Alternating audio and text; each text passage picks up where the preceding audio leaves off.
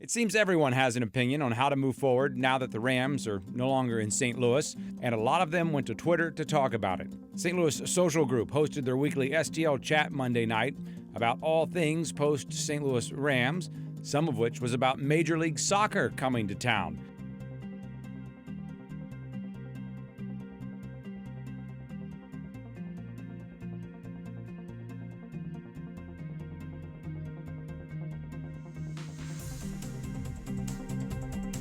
And there was a little conversation about if we should try to get an NFL team back in St. Louis.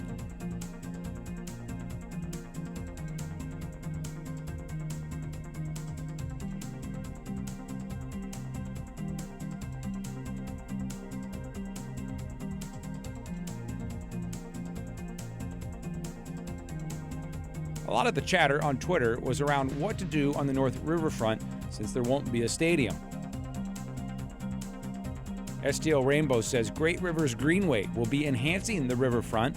Small, organic, private redevelopment should follow. There already is some neat stuff on the North Riverfront. Build on that, it'll become even better. Adam Falcon-Heen thinks the area should have large green public parks that can withstand floods and an aquarium while leaving the bones of old buildings. Adam also wants more restaurants. He went on to suggest the world's largest playground using recycled materials. In our Stay Tuned, Shine Big query, Gary wants more business on the North Riverfront and feels we should look toward Boston for inspiration. He says Boston created a new harbor walk with restaurants, etc., along a portion of the harbor that was previously derelict property. Now it has become the innovation district of Boston and the hottest place for businesses to move. GE just announced they're moving their headquarters there. Businesses are moving back into the district from the suburbs.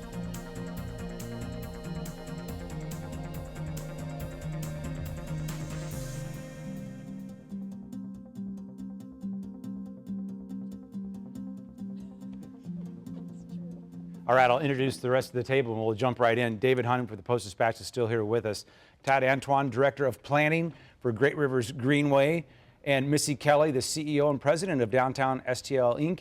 Tishaura Jones, Treasurer, City of St. Louis. Don Rowe, Director of Planning and Urban Design Agency for the City of St. Louis. Thank you all for being here. Tishaura, I'll start with you because I think you were sitting in that exact chair on this show when we were talking about the stadium previously. And I think you famously said the city has 99 problems and the stadium is not one of them. Exactly. Are you glad that we have moved forward, or we're moving forward without the stadium, without the Rams? Well, I kind of knew that we weren't going to get that stadium proposal approved when Stan Kroenke put money down on land in Los Angeles. That showed where he was going to move the Rams.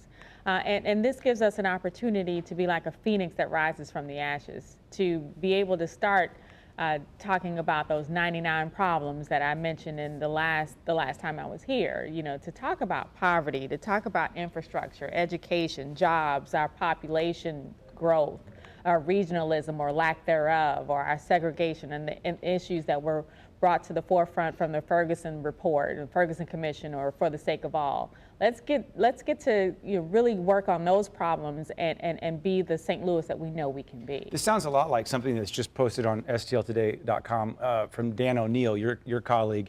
He says, go ahead, miss football downtown, but miss your city more, miss what it used to be, how it used to sing, how it used to feel. The Rams' departure is a blow to our civic ego, but it has a chance to be a positive fork in the road. We shouldn't lament the loss.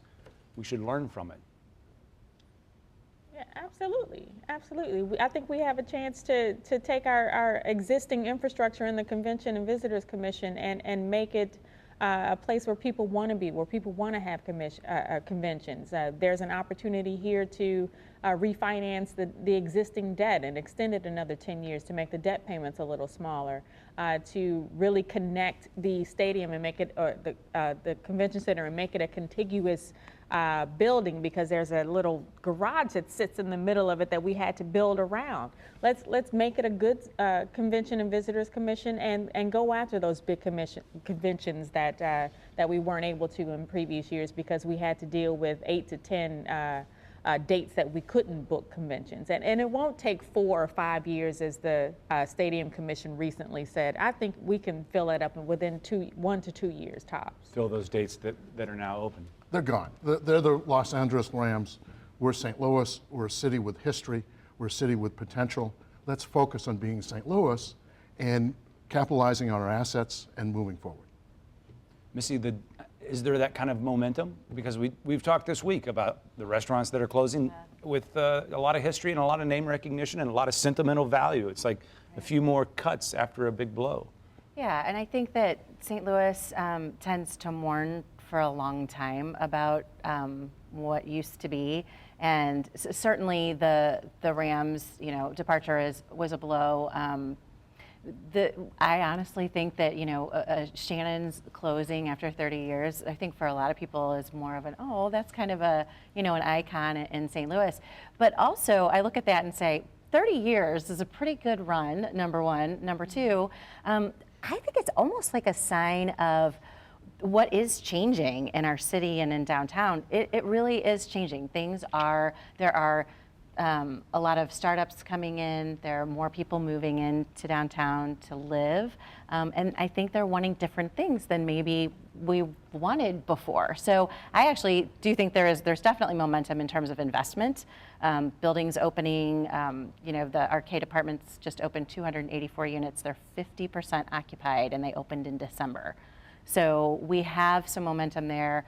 Other buildings that have been vacant that are under contract, the chemical building is under contract, the railway exchange building is under contract. So we have some momentum. People are investing in St. Louis. I think you told us earlier this week there was 500 new residents in the past year or so, and 7 new restaurants in the next couple of months. Yes, and Pirano actually had a soft opening today. So that's the other thing, is that the restaurants, we still have a broad range of higher end restaurants as well as lower end, or fast food, I should say. And I think that, again, that's what people are looking for, are options and diversity, and we're seeing more and more of those options in downtown. So, okay, Todd, and Don, jump in here at any time as well. Tell us, we're kind of talking big picture, but talk specific plans. Tell us what GRG is doing on the riverfront, where you had the one version with the stadium, and now you're going forward with the version without the stadium. Yeah, no, well, one thing that I want to say too is that we're getting ready to do the last project of City Arch River, which is Keener Plaza, which is out there, which actually is going to be starting here in the next few weeks to about a month. So you're going to start to see activity there in Keener Plaza, which is just another investment into downtown as part of that whole project. Yeah. So I think that's going to open up that opportunity for that, so something to come into that space and take advantage of this $20 million investment that's going to be made right there in the heart of downtown. And there is a lot of construction going on the arch grounds that, for the most part, no one sees. I mean, there's a massive hole and new entrance to a new museum down there. There is construction, I guess I'm trying to say, that isn't getting a lot of attention right now. And later this year, we'll be able to enjoy those arch grounds and kind of the fruits of the labor that we've all kind of dealt with over the last year in terms of construction and trying to get around, and that it's going to be a great green space. And nobody sees that, and because the museum's customarily been known as the underground portion of the arch. It's now going to be exposed with a new access point, and it's going to be a state-of-the-art museum. It's going to be a new destination, both by the location and the new aesthetics and the technology that's going to be in the museum. It will be a draw. Okay, but one thing I don't get is how we get people to, I mean, it strikes me that what we desperately need in order to make riverfront plans work is people living downtown and people moving downtown. And we have this, like every city, we have this sprawling metropolitan area. I mean, I don't understand how we're going to pull people back to living in, like, let's say you guys can develop high-rises on the riverfront overlooking the Mississippi, or mixed use, or all of the great plans that that everybody came up with. How do you get people there? I don't think you just have to focus on downtown. There are other development projects going on, not just downtown, but in the Central Corridor as well. I think you can say the same of any part of the city. Right. How do you bring people in? Well, you bring people in by focusing on the things that bring people to a city. So I think our school districts have increased tremendously over under the leadership of Dr. Kelvin Adams. We're almost at full accreditation.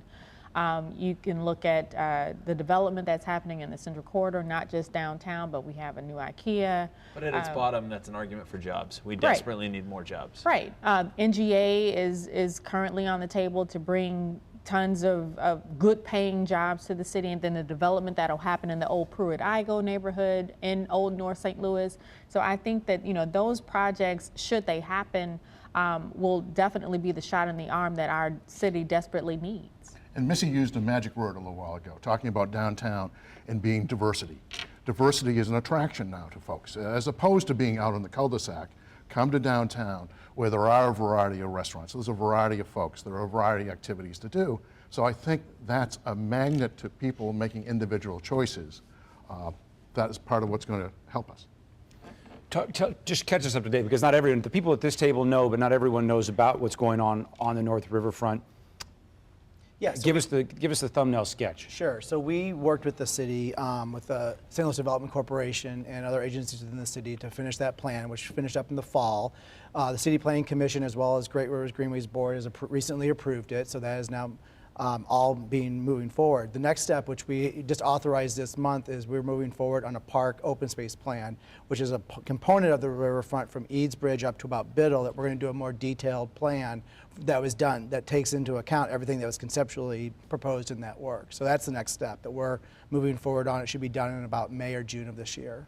It's for 200 acres, north of the Eads Bridge, between Interstate 44 now, as it's called, up to the river, up to the Span Veterans Memorial Bridge. 200 acres, now with the area where the stadium was proposed. You refer to it as Plan B, but 200 acres that now have a vision for what it can be without a stadium. I've heard Otis, you mentioned Otis earlier, mentioned that he said that perhaps you can model what the success has been in Cortex. What does that mean in terms of how you make this North River? Because when you see the footage from the air, there's nothing there, and there has been nothing there for a very long time. To David's point, how do you get people there? How do you get industry there? So hence there's the opportunity. It's the empty vessel that has changed, though. Part of what has changed is the impact of the City Arch River project. The investment for City Arch River, the continued movement forward with Great Rivers Greenways portion of putting infrastructure for recreation along the river. The establishment of the bridge gives us a northern definition. So we have, like you say, there's a lot of pieces missing there, but it's now a defined 200 acres, and it's next to the river. We have to remember that one of our assets is the river, and it's an asset that makes us distinctive and different. And in this part of town, the southern portion of that 200 acres is one of the rare places in town where you can walk down a hill and get to the river, really experience the river. And I think that's partly of something that makes us unique, to be an attraction both for people to live and for those types of businesses that have been finding Cortex as an option. This is another area that's an option. Maybe another way to phrase what David was asking is this: is the goal here, where do these people come from? Let's say you have what it takes to get them there. Do they come from the suburbs, or is the goal to bring them and radically change? You said our population growth. You might say our lack of population growth. Where are these folks going to come from? Are you going to get a company that you can recruit to be down there, or a university to move there to bring students? Where do they come from? We're in the middle of a different sort of population growth when we look at the incubators that are starting in St. Louis, T-Rex and Cortex and Biotech, and how we're training people to take those jobs that really haven't even been invented yet.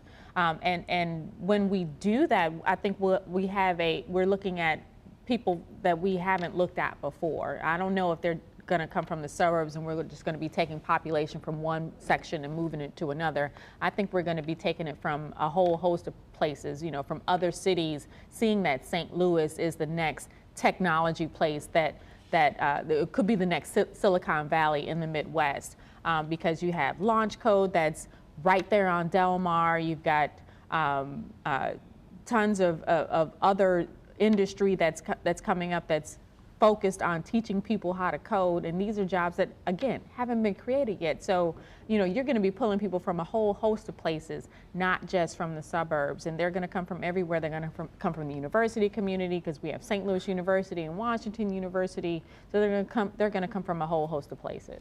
And one of the things we forget is our own success and wise decisions of the past. And if you think back about 25 years ago, the region made a very important decision to establish Metrolink.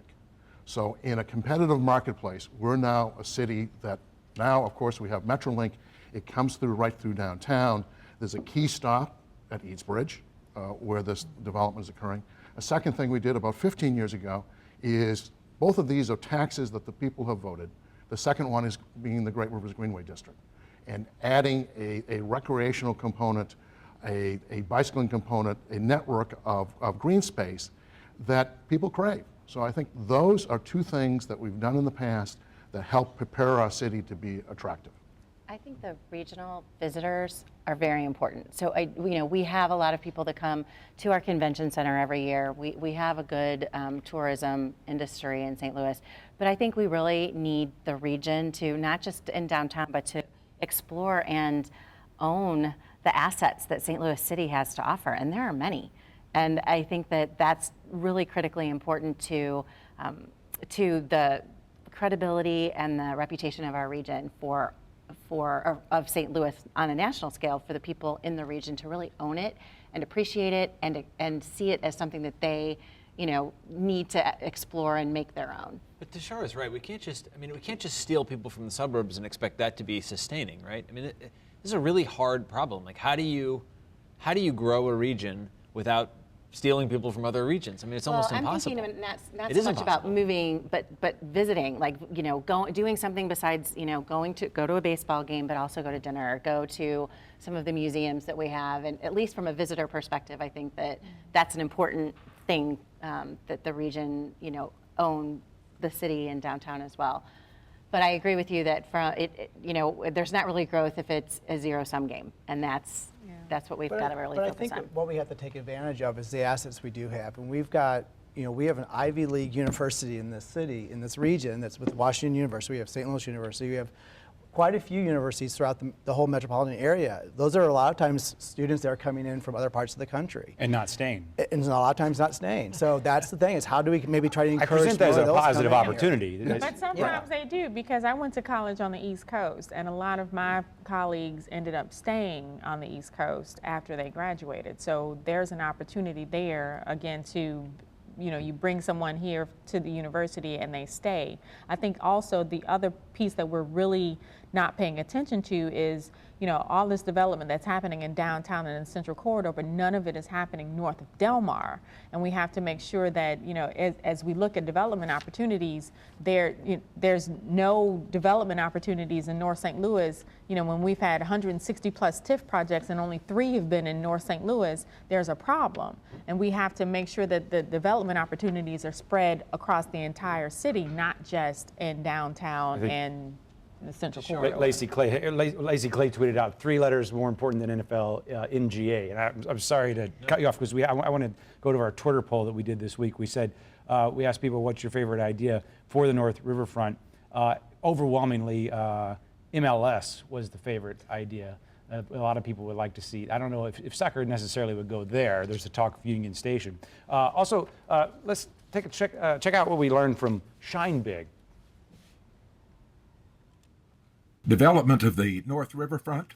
Think big, think important, think education. Recall the impact creation of Forest Park has had.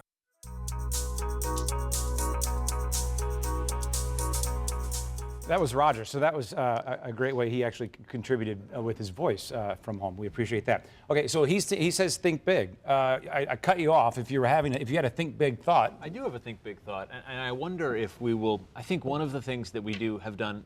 You guys should argue with me on this point, because I'm sure it'll be controversial. But I think one of the things we've done very poorly is we have a problem with poverty here, and that is also an untapped pool of potential. I mean, that's probably our greatest wasted resource. I mean, I don't see how we don't focus more on the people who have little, because every single person that we can, educate and employ, I mean, that's got to be seen as a huge untapped resource here.